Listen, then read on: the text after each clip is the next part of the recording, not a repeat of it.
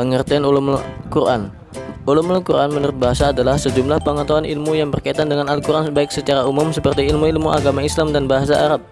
Dan menurut istilah adalah kajian tentang Al-Quran seperti sebab turunnya Al-Quran, nuzul Al-Quran, nasikh, mansukh, ijaz makki, madani, dan ilmu-ilmu lainnya. Pengertian menurut Imam As-Suyuti, ilmu yang membahas berbagai keadaan kitab suci Al-Quran dari segi turun sanad, adab, lafaz, dan makna-makna yang berkaitan dengan hukum dan hal-hal yang lainnya. Sejarah munculnya ulumul Quran. Perbedaan pendapat mengenai kapan munculnya. 1. Para ahli sejarah atau yang disebut dengan mu'arikhun menyatakan bahwa munculnya istilah ulumul Quran pertama kali adalah pada abad ke-7 Hijriah. Ilmu Al-Quran di antara para ulama yaitu 2.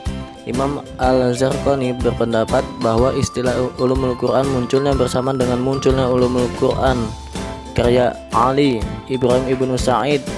Kitab tersebut memiliki 30 jilid, ditulis pada abad ke-5 Hijriah, sehingga ulumul Quran juga lahir pada abad ke-5 Hijriah. Sejarah perkembangan ulumul Quran. Pada masa Nabi Muhammad SAW dan para sahabat tidak ada kebutuhan untuk menulis atau menyusun buku yang berhubungan dengan ilmu ini, disebabkan oleh susahnya alat tulis saat itu.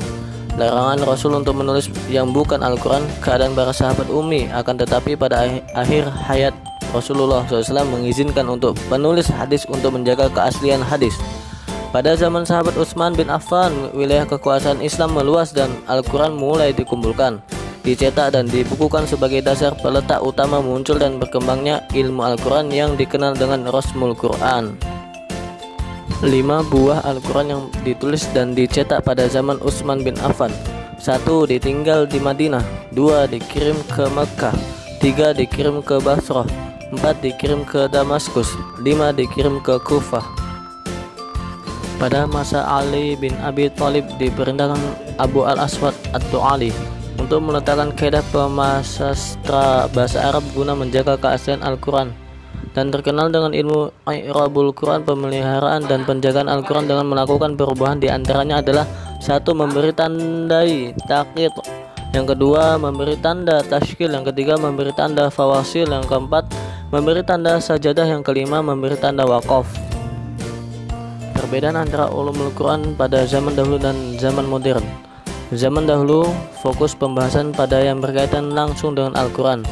Zaman modern berfokus pada pemahaman dan pengalaman.